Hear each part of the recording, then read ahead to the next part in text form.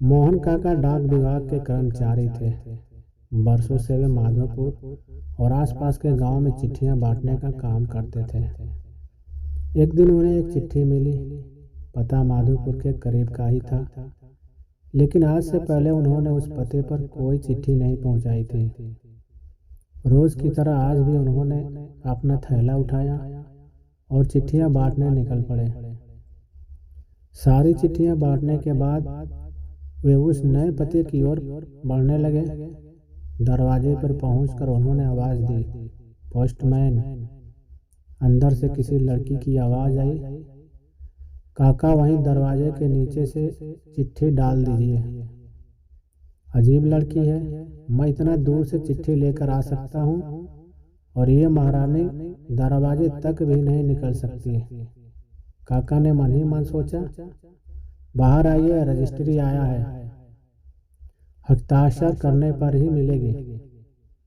काका चीखते हुए बोले, अभी आई, अंदर से आवाज आई। काका इंतजार करने लगे, पर जब 2 मिनट बाद भी कोई नहीं आई तो उनके सब्र का बांध टूटने लगा।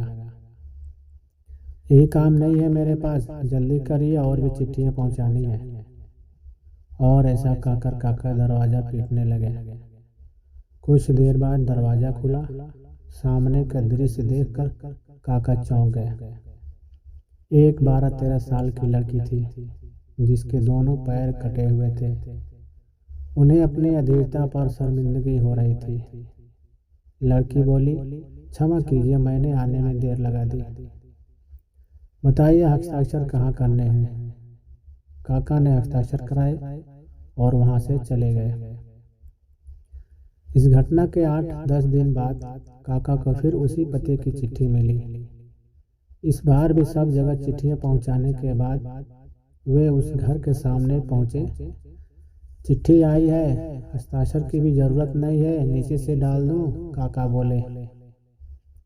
नहीं नहीं, रुकिए, मैं अभी आई, लड़की भीतर से चिल्लाई। कुछ देर बाद दरवाजा खुला। लड़की के हाथ में गिफ्ट पैकिंग किया हुआ एक डिब्बा था। काका लाइए मेरी चिट्ठी और लीजिए अपना तोहफा। लड़की मुस्कुराते हुए बोली, इसकी क्या जरूरत है बेटा। काका संकोचवश उपहार लेते हुए बोले। लड़की बोली, बस ऐसे ही काका, आप इसे ले जाइए और घर जाकर ही खोलिएगा। काका डिब्बा लेकर घर की ओर चल पड़े। उन्हें समझ नहीं आ रहा था कि डिब्बे में क्या होगा।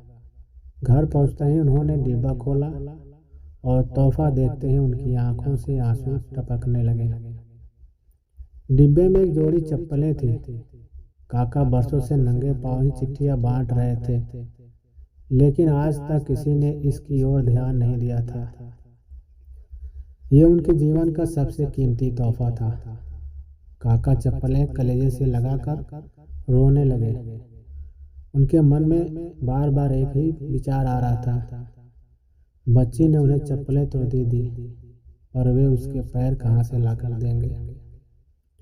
दोस्तों, संवेदनशीलता या सेंसिटिविटी एक बहुत बड़ा मानवीय गुण है।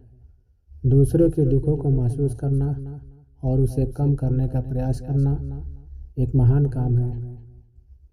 जिस बच्ची के खुद के पैर न हो, उसकी दूसरों के पैरों के प्रति संवेदनशीलता हमें एक बहुत बड़ा संदेश देती है। आइए हम भी अपने समाज, अपने आसपास पड़ोस, अपने यार मित्रों, अजनबियों सभी के प्रति संवेदनशील बने। आइए हम भी किसी के नंगे पांव की चप्पलें बने और दुख से भरी इस दुनिया में कुछ खुशियां फैलाएं।